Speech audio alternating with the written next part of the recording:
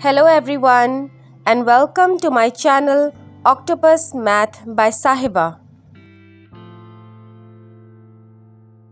This video is about a topic that is widely used in math, which is rate.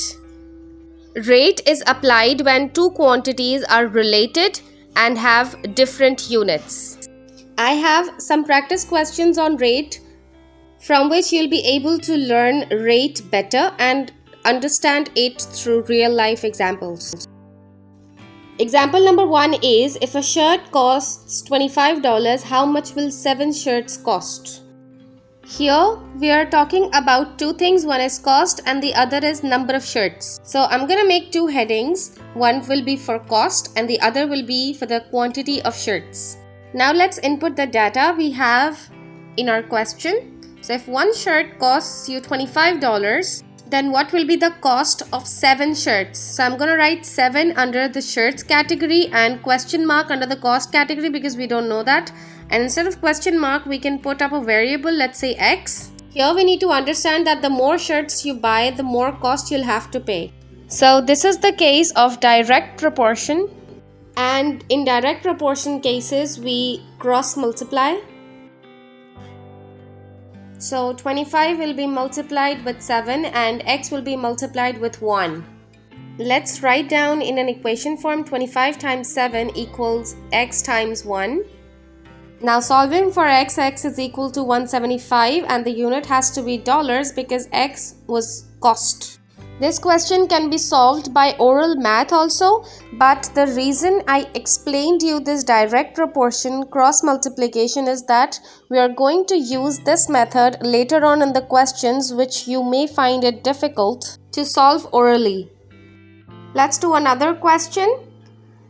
If the cost of 15 bars of chocolate is $270, what will be the cost of 1 bar of chocolate? Here once again we are going to look what two things we are talking about. So first is bars of chocolate and the other is the cost.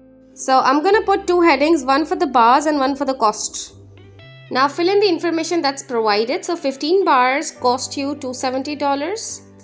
Calculating the value of 1 unit of something is called unitary method. So here we need to find the cost of 1 bar of chocolate. So this is unitary method. In order to convert 15 into 1, we need to divide both sides by 15. So if we divide the bars by 15, we need to divide the cost by 15 also.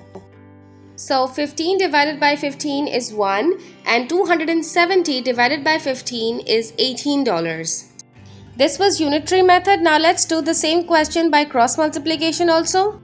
So we need to calculate the cost of 1 bar of chocolate. Now instead of this question mark, I'm going to put up a variable, let's say x. Because the more bars of chocolate you buy, the more cost you'll have to pay, and this is direct proportion. Recall that when it's a direct proportion case, we always cross multiply.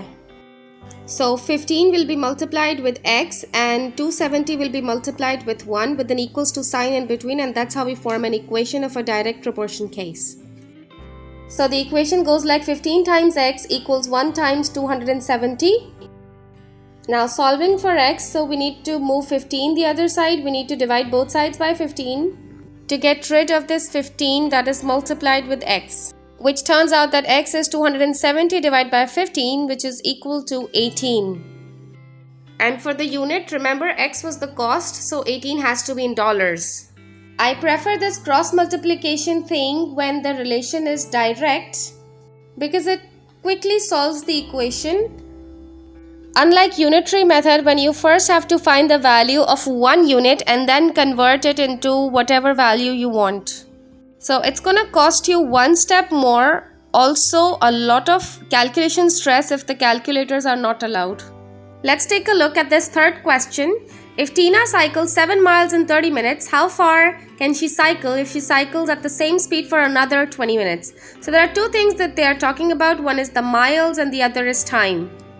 Let's quickly put up the values that we know. So she travels 7 miles in 30 minutes. So how many miles in 50 minutes? So you can also find how many miles she can travel in another 20 minutes and then add the total number of miles to see how far she is from the original spot.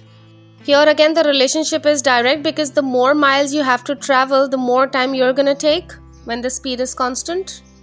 So in direct proportion case, remember we always cross multiply. So 7 will be multiplied with 50 and 30 will be multiplied with the unknown, which is, let's say, x in this case. So the equation goes like 7 times 50 is equal to 30 times x. Now we are going to divide both sides by 30 to get rid of this 30 with the x, and we get the value of x. So we are going to use BODMAS here, and in BODMAS, division comes first, then multiplication. So let's divide first. I'm going to cancel the zeros first, and on the right side 30 will be cancelled with 30. So the value of x will be 11.67. Note down the units, it's going to be miles. So the last question is, Robert exchanges $250 into pounds. So I'm going to make two categories. First will be dollars and the second will be pounds. Let's put up the information in the table. So highlight this information that he gets 0.85 pounds for every dollar. That means 0.85 pounds. I'm going to write it in under pounds category. And for every dollar means for $1. And we need to find out how many pounds will he get if he exchanges $250. So I'm going to write 250 under dollars category, and because pounds are unknown, so x in that case. Again, the relationship is direct because the more dollars you exchange, the more pounds you're going to get. So remember, when the case is direct proportion, we always cross multiply. So 1 will be multiplied with x and 0.85 will be multiplied with 250. The equation goes like 1 times x equals 250 times 0.85.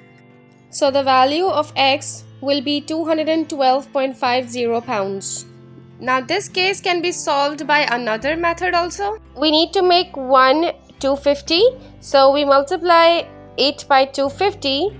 And if we multiply left side by 250, we need to multiply 250 on the right side as well. So on the left side, it's already balanced. On the right side, it's 0.85 times 250, which is equal to x. This is the beauty of math, that everything stays in balance. That if 1 times 250 is equal to 250 on the left, then 0.85 times 250 should also be equal to x.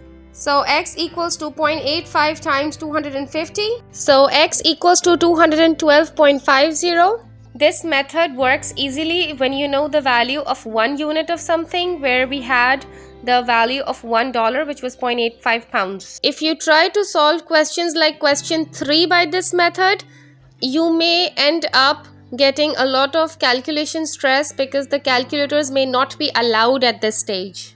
So I would suggest to do it by cross multiplication, and remember to use BODMAS. Do not multiply first but divide first. If you like my video, share it with your friends and spread the knowledge. Don't forget to give my video a thumbs up and subscribe to my channel Octopus Math by Sahiba for more videos.